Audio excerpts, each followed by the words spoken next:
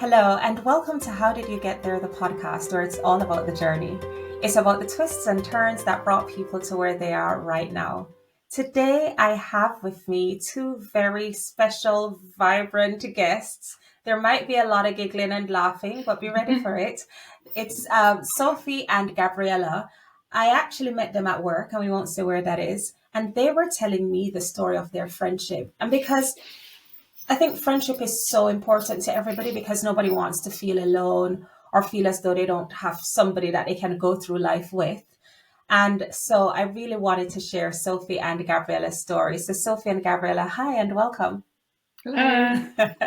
So let us start from the beginning. I want to hear about your friendship. When did it start? Mm-hmm. So our friendship started from literally day one. Yeah, day one. So when we were born, we met. Yeah. Previous. But our friendship goes back further than before we were born. So our mums have been friends since they were 2. So they met at nursery and they went to school together. Yeah. We've got some pictures we're going to send. Not that they'll be probably too happy about it. So they went to school together, did everything together.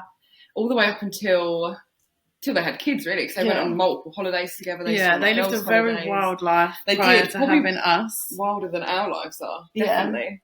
The way they describe it. They work together as well. Just have a lot of stories from them. Yeah. And before they had us, we both have older siblings, a year apart. And then coincidentally, they got pregnant at the same time with 2 girls. And when they were pregnant, it was decided that whoever is named first is going to be called Sophie. Yeah. Sorry. Oh, no. So you could have been Sophie Gabriella. Yeah. So Sophie was born first. She was 6 months older than me. Okay. But because I was born second, I was actually named after Sophie. And Sophie is my middle name. So we've been connected. Really connected. You've been connected since birth. Okay. Literally. So you're 6 months apart. Sophie, what's your first memory of Gabriella?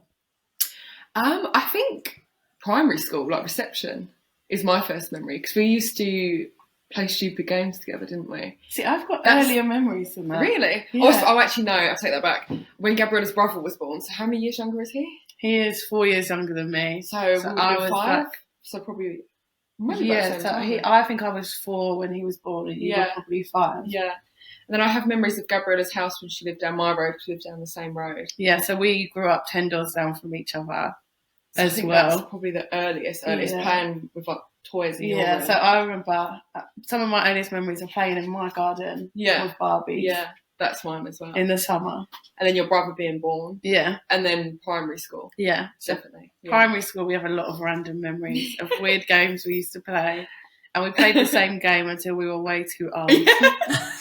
What was that game? We had these imaginary horses and we had to go on missions with these horses. So you've got these memories of you playing with your imaginary horses up to 12. Yeah, and you're thinking, oh no, this is too much. And then you're in high school. How did your friendship change at that point? Because usually in secondary school, people have different friend groups. You probably have different interests. Did your friendship change at all at that point? So we actually stopped going to school together from the age of like 5, 6. Yeah, 5, 6. So in our second year of school, Sophie moved schools, and then a year or 2 later, I moved to a different area. So we actually didn't go to secondary school together, or even like primary school. Yeah, but I think we maintained our friendship by we used to call each other a lot, didn't we, on the house phone when everyone had a house phone. Gabriella still knows my old house phone number off by heart. Yeah. So I used to ring it every day and be like, what did you learn at school today? And then we also used to play like online games together. So we were always really connected, even though we wasn't, immediately close to each other. Yeah. Which I think always helped as well. And I think when we reached secondary school, we kind of did have the same interests. Yeah. Like slightly different, but I think our root interests and personalities were still really similar. Yeah. So it was never really an issue because we'd sort of got used to being apart from not going to primary school together. Yeah. So by the time it reached secondary school, it wasn't like we'd gone through all of primary school together. And then when we got to secondary, our classes were separate, different friends. And we did also used to, I think, both primary and secondary, we'd probably meet up, how many times a year? Not that often. Not as often as you would think. Yeah. So we'd probably meet up like 5 times a year maximum. And we'd go to like theme parks. Yeah. And ride horses. Real ones this time. Real ones, not the imaginary ones. Yeah. Really random. Went to go see alpacas. Went to walk alpacas. Yeah. But so we mainly only see each other for like big events, just because when we were that age, it was harder for us to get to each other. Yeah. We probably lived about 30 minutes from each other. Yeah. So that's a good one, and just in terms of how you manage to stay connected, because I find that, sometimes you'll have a friendship and you'll have one person who is the one always reaching out and always calling. And then if you feel that you're that person, you might think, you know what, I'm not going to bother.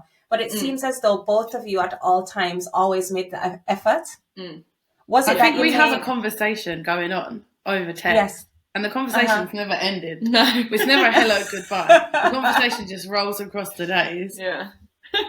I need to try that. Just have these conversation loops that just continues and continues. But it's because you're genuinely interested in what's going on in each other's lives, aren't you? Yeah. I don't know how we don't run out of things to talk about. Oh, no, I don't Because we talk all day. Yeah. And then we go to work for 8 hours, then we FaceTime each other as if it's not been long enough. Well, that's another thing, because you also work together.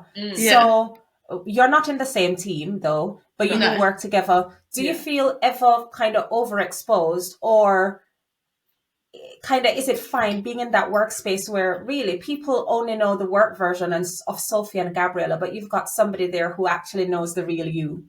Yeah, I think it's nice because it also allows other people at work to see the outside of work version of you. Yeah, because I think sometimes you can get into like a work personality sort of thing. Because when I worked in retail when I was younger, I used to hate it when my friends would come in and see me because like I'm in work mode. But it's nice to just be able to be yourself. At work, people would see us and the way we interact. That's like the outside of work, us as well. Like, I feel like it is nice because it just lets everyone see like the normal you. Yeah. I think that's absolutely true. I definitely have like a work persona and a kind of outer work persona. Yeah. Because even though I think I'm just naturally silly, even when I'm 70, I'll feel like I'm 12. So I have that silly persona. Yeah. But at work, because I work with quite senior people as well, you don't want to be seen as not being serious or not capable. Yeah. So I think sometimes I do have this work persona, and that work persona is, I'm not going to say what I'm called at work, but then outside of work, everybody knows me as Phoebe, and Phoebe's a little bit different. Yeah. So it's quite interesting that you're able to bring kind of your real self into work. Sophie, you've mentioned that when you were in retail, that wasn't the case. Gabriella, have you had that difficulty as well before working where you are now? Yeah, I think so. And before I joined where I am now, I was actually a midwife for 3 years. So I feel like... Hold on, you were a what?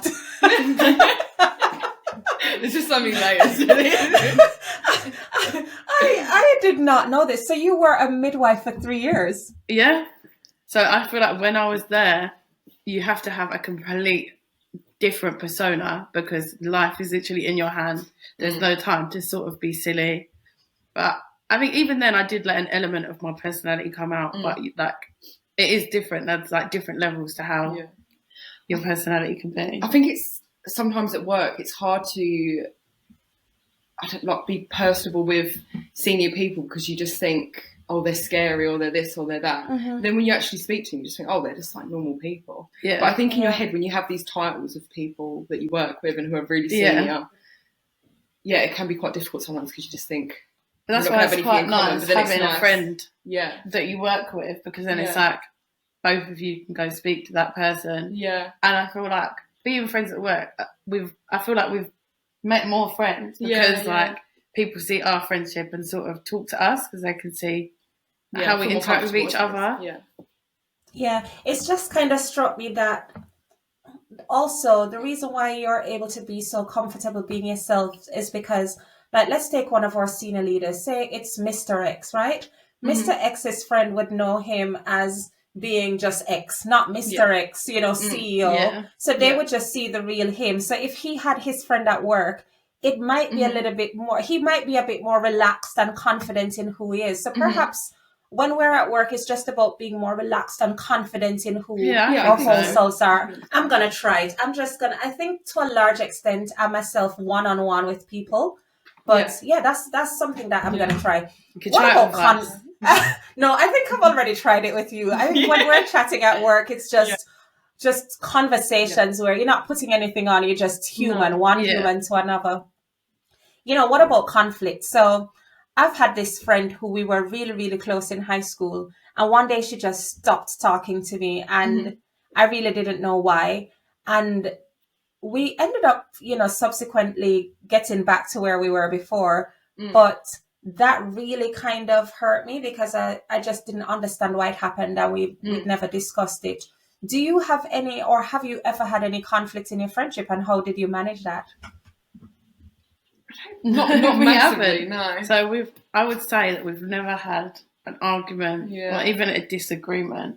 But I suppose it just goes back to just like the openness of the friendship. Yeah, and because we're always communicating, it never gets to a point where someone feels like they've held back something. Yeah. So you think the key to having a unified friendship is being just always speaking to each other and keeping the lines of communication open? Yeah, I think so, because if you communicate, it's never going to get to a point where someone feels like they're holding back something that's going to get to a point where it blows up into an argument. Yeah. I mean, I just really respect the way you operate, because earlier this week, we had this promotional item, and so we only had one, and Sophie came by and she was like, well, actually, we could just share custody of this thing. She could have it for 3 days. She hasn't said that to me. Did she not? He said, I'll have it Saturday. Well, do you know what? I think this could be the first call. Yeah. Because now the dressing gown is in Sophie's possession. Yeah. And now so this is perhaps the first conflict that you're... First. So if you don't see us talking to each other next week, you know why. Yeah, it's because you've not figured out the custodial arrangements. We'll have to fix that. Yeah. So what advice would you give to people who are struggling to make friends? Because you're still relatively young. How old are you? 24. I've just turned 25. So, and as you get older, I feel as though, as I've said before, your friendship group almost gets smaller. How would you go about making new friends? If somebody were struggling to make new friends, what kind of advice would you give to them? I feel like that's something we even struggle with now. Yeah, it definitely is. I think the older you get, the harder it is to make friends, definitely. Because I think when you're young and you're in school, they form really naturally. Yeah, because you're almost put into a situation where you have to form friends. Yeah. And then it becomes a bit more complicated when you're older and people have got their own lives and things like that. And I think time is something as well. Yeah. Like, sometimes you don't even have time to fit in plans with old friends. Yeah. So finding a new friend to try and make time with is really hard. But I think it just goes back to being open and yourself and just being natural with your communication. And then I think friendships do form naturally that way as well. Yeah, definitely. So, you're 24 and 25 and you've got this friendship now. Sophie, you're seeing someone, so you're in a serious relationship. If you're watching, she did say it was serious. And Gabriella, you're single. Do you foresee your friendship changing over time as careers progress? You get busier, you probably have kids. Yeah. Do you see your friendship changing? And if you do see it changing, how do you plan to maintain the closeness that you have now? I think it should stay the same, shouldn't it, relatively? I think so, because I think we've already gone through a lot of different places in our relationship where relationship. Yeah. It is a relationship. It is a relationship. I mean, you say relationship. A really long-term relationship. But I think it should stay the same because we've gone through different periods. Obviously, I went through a period where I was working long shifts, night shifts. Yeah. We still communicated. We've both been times where we've both been in relationships. We still communicated. Yeah. And it's just about keeping that. I suppose it's just finding like common ground. I suppose that's what most friendship is, isn't it? It's just finding common ground and relating to each other. So like even if we had a child, or a partner, children, just bringing them into it. Really. Like your boyfriend is now included in our FaceTimes and calls. Yeah. So it's just not like secluding off. I think because we know each other, I think some people when they get into a relationship, they can cut off friendships because like they're focusing on that. But I think we've always just been like each other sort of comes first. We never like block the friendship because of something else. Yeah, yeah. Have you ever been almost jealous of a friend that either of you have had, just feeling as though they're getting too close and you feel almost threatened in a sense about that friendship? Yeah, I don't think so. No. Because I think our friendship is so different. Like, it's almost like family because we've never lived a life without each other. Yeah. And I always think like Sophie's known my mum longer than I've known my mum. Yeah. I was actually when I was prepping for this session with you, I saw a quote that said there are friends, there is family, and then there are friends that become family. And I feel that way about my friend Nikki. Yeah. Hi Nikki. Well, she our friendship is quite similar but not the same in the sense that we went to the same primary school. We didn't go to the same high school. Yeah. And we were kind of at university at the same time, but she's a vet and I did literatures in English, so different paths. And we don't speak every day. We're probably not similar to you guys in the sense that we speak every day, but I feel as though I can speak to her about anything. Yeah. And I think that's about, she is my family and I truly trust her. Yeah. But it's not easy to gain trust, is it? How do you maintain the trust with each other? I think it's just not expecting anything from one another. Because I think a lot of times, like what you were saying with your friendship, a lot of times people expect, they think, oh, if they've not spoke to me for a week, they're not my friend, like I can't rely on them, and that sort of thing. Just having no expectation from someone else. Again, communication. Yeah. If you're communicating, then all cards are sort of on the table of what's going on. And Yeah, but I think even though we say we don't expect anything from each other, I think people do have expectations. So you would expect that if you said Sophie something to Gabriella in confidence, she wouldn't say it to anybody else. Yeah. And, you still do have expectations, but then how do you manage the expectations? Because you've got that friendship that's so long term. So you know what to expect of each other. But if you've got new people in your life, how do you even manage that expectation in the first place? Just be open with them and not rush into expecting too much too fast. So if you've met someone 3 times and you think, I'm going to tell them all of these lifelong secrets, that person's going to hold them. Yeah. Realistically, they might not. Yeah. So I think it's just gradually building up to a point where you can trust them. Yeah. And not expecting too much too quick. Yeah.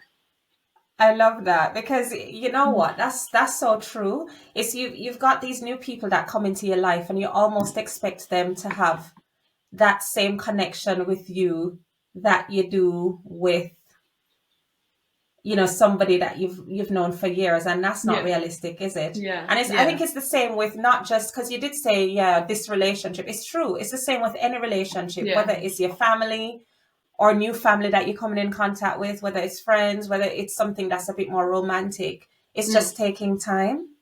Yeah. Yeah. So, you know what? I've really enjoyed having the conversation with you, but I want to see how well you know each other. Because common knowledge. So let's see how well you know each other. Okay. Sophie, what is Gabriella's favorite color? Yellow. Yeah. Is that your okay? Gabriella, outside of you, who's Sophie's best friend? No, I would say it's her friend Liv. Yeah. Yeah. Okay, and that's true, Sophie? Yeah. Okay, Sophie, outside of you, who is Gabriella's best friend? Courtney. Yeah. Oh, wow. Okay, let's go a step further. If it is that, Gabriella, if Sophie were in a situation where she needed to either fight for her life or run, Would she fight or would she run? We'd both be running. Okay, then. Gabriella, would Sophie prefer to be loved or respected?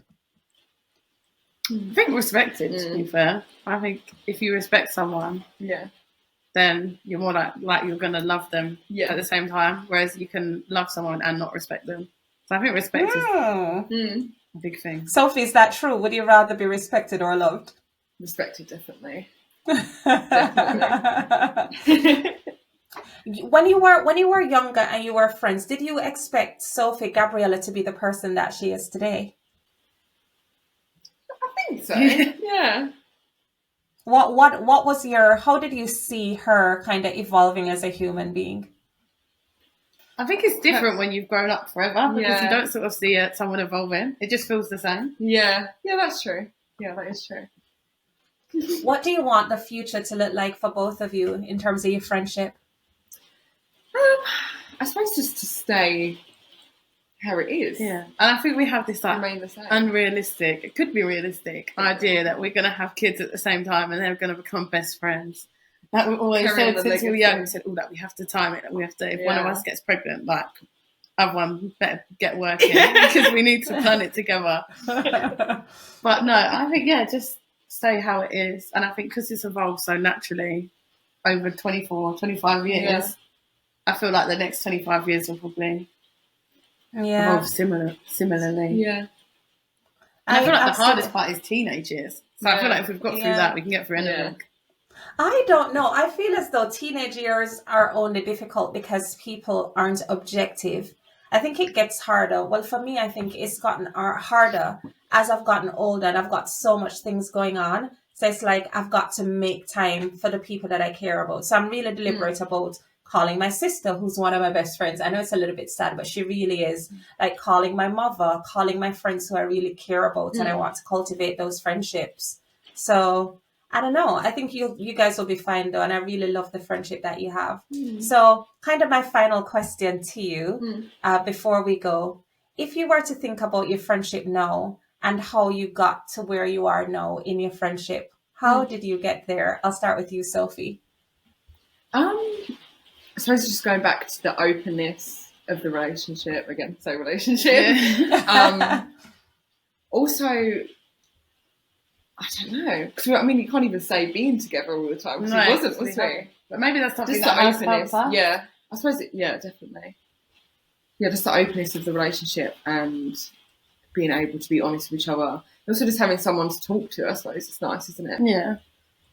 Yeah, so I love that. Being open, being honest, and always just being true to yourselves as well. Yeah. What about you, Gabriella? How did you get to this point in your friendship with Sophie? And how will you continue to go forward? Yeah, I think, again, just being open, never using an opportunity to not laugh. Always be laughing together, joking together, open. And I'd say, just being there without someone having to tell you to be there. So, I have to say, we probably don't even go to each other with our problems because there's no need to because the person's already there. Before the problems evolve. Yeah. So just carrying on with being there without being there, if you know what I mean. Be there, but don't feel purposeful about being there. Just be the same all the time. Care about your friend, be open, communicate. Yeah. Brilliant. Well, you know what I wish for you is that you'll continue to value your friendship because it's such a beautiful thing. I can just see how connected you both are. And if people want to find you, Sophie and Gabriella, on socials to stay connected and to follow your friendship journey, how do they find you? Let's start with you, Sophie. Probably best to follow my Instagram, which is just my full name. So it's Sophie Maslin, which is spelled Maslen. And Gabriella? And then my Instagram is @_GXBRIELLA, which is basically my name with the first A as an A. And obviously, if you want to follow either of them, just follow one page, and I'm sure you'll be able to connect to the other. They're connected at the hips and they're connected on social. Thanks everyone for listening to our friendship episode of How Did You Get There? To connect with How Did You Get There, the podcast on Instagram, it's at hdygt.pod. That's at hdygt.pod. And we're also available wherever you get your podcasts. Thank you. Bye. Bye.